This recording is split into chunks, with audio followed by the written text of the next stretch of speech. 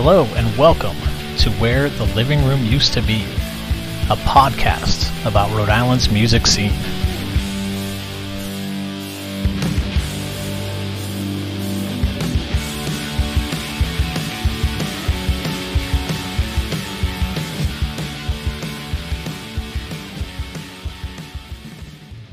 Hey everyone, it's James. On this mini episode, Chrissy Stewart gets to the core of humility and trust, as well as the often unspoken rewards of booking shows and festivals. So as always, I appreciate you tuning in. Please feel free to subscribe wherever you're listening right now to get new episodes as they come out, or check out the 100 plus releases in the archive to learn more about Rhode Island's music scene. Thanks. I wanted to ask you, we've been talking, you've had this kind of cool experience of being able to travel with a lot of different musicians and bands and, have been in some like really wonderful situations. But, from those things, would you say that there's been a mentor or a bandmate, fellow promoter that has shared a piece of advice that kind of stuck with you that you'd like to pass along? Well, there's so many. You can list a couple, but yeah. Like so many little one-liners. First one I think comes to mind is I was so nerve-wracked before my first show at the Grange. And I was just trying to get a bunch of my friends to play, and I had a whole band put together, and I felt like I just kept adding on, like asking my friend, or I should say more so, mentor Dan Moretti, if he would come and play sax on a couple of the songs, and he couldn't make it. And I was like, okay. And I think he could tell that I was just trying to like fill in for what I felt I couldn't deliver. And he was like, just trust yourself. And it was so simple. And it was just exactly what I needed to hear is just trust yourself, and, you can always feel like your voice might crack or something on stage, but if you don't enter it without that trust, it's just so important. Mm-hmm. That was something that really stayed with me. And that's just good for everything, just, trusting what's within you. Yeah. Yeah. And something my brother said to me, another nerve-wracking moment was when he dropped me off at the airport going to meet up with the Lucinda crew. I just was like, I don't know. I've never tour managed before or anything, and I'm about to go with like the rock star of country, like the most badass woman in the industry. And I was just like rolling my suitcase, and my brother yelled out the car, like, just be yourself. That's all they ever need. And like, that's just so true in every circumstance. Mm-hmm. That's all you can be. That's all people want. And like, people can tell when you're not that. Mm-hmm. So just always just deliver who you are, and it's appreciated at the end. Yeah. And, from the hundreds of shows that you've booked now, it doesn't seem that you're probably as nervous as you were back then, or even from like performing and stuff like that. But from your own experience of playing shows, booking shows, being around that, is there something that you've kind of gathered on your own and kind of pieced together that you'd like to pass along to someone else now?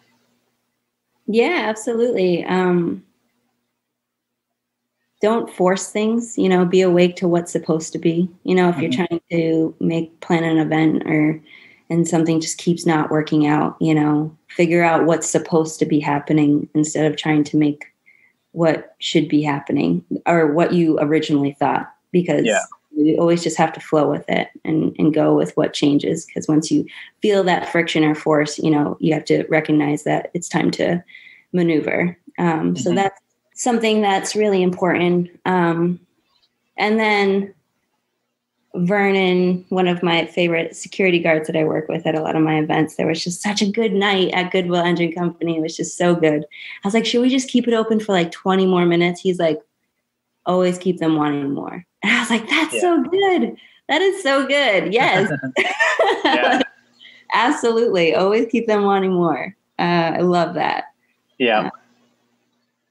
Definitely. Yeah. I mean, that's kind of good stage etiquette, like you just or as what comes to mind is the Mitch Hedberg joke. If you know Mitch, I always talk about that. Being a comedian, you can't be like pancakes, like all exciting at the beginning, and by the end of it, you're like fucking done with them. Like you just need to. Oh, that's so good. Yeah, so that's cool. And then last part of this segment. So I'm just always curious, what inspires the people that I talk to, whether it's musically or just in life, like what's, is that kind of driving force for you? I get reminded every show, what inspires me. I sat at a computer today for 10 hours emailing and sending contracts and like hounding down musicians to sign the contracts, like all of it. Yeah. Just, and then every time I hear music, it's just a reminder of what inspires me, of why I do it. And it's just such a wonderful job to have. And I can't lose sight of that when I'm behind the computer screen. So that really inspires me. Being able to, my art is music. I love singing. I love listening to music, but also a part of my art is dreaming up something and then putting all my effort into it and seeing it happen, like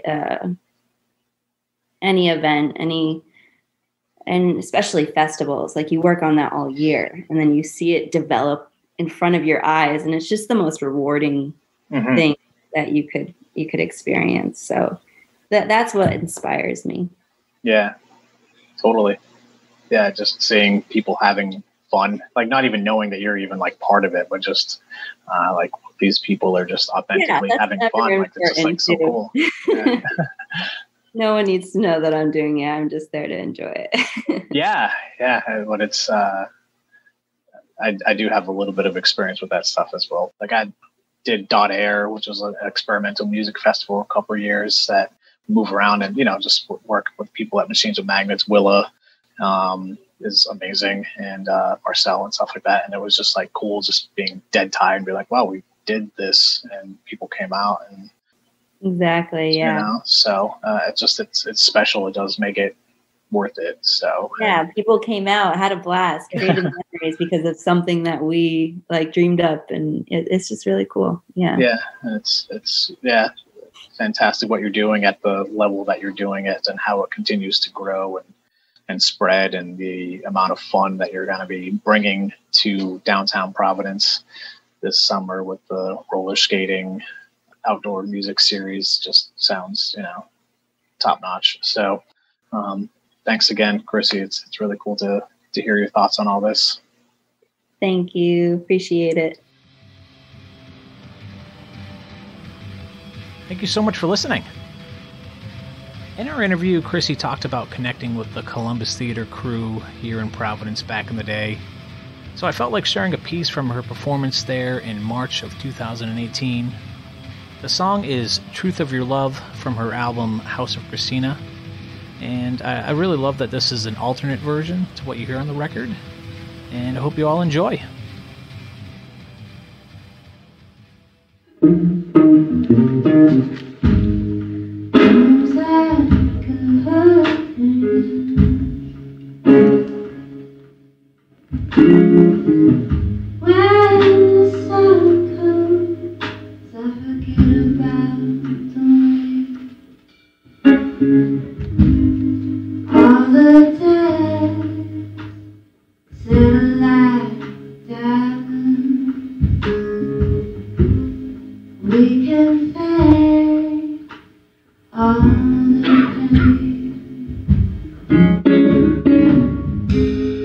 I got the patience.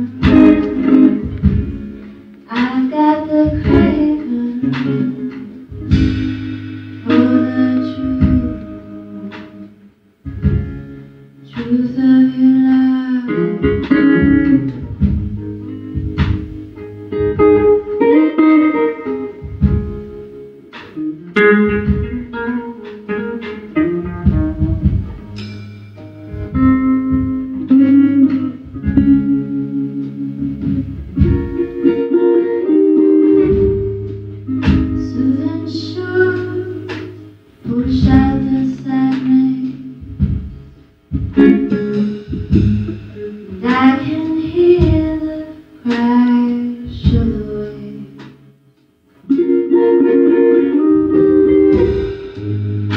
as the fire dances around us, and I'm yours again.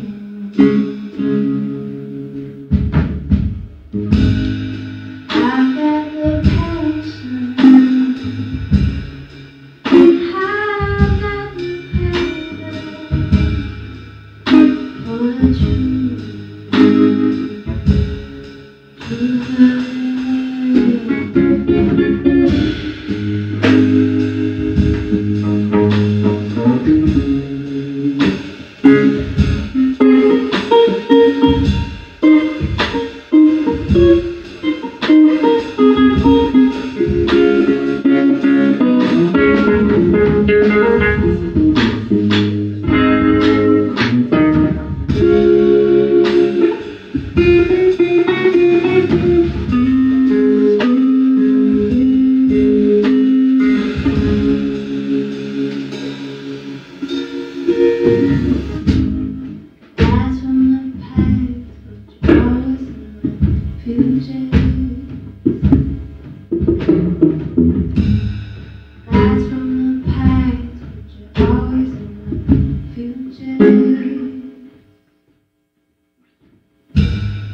That's from the past, but you're always in my future.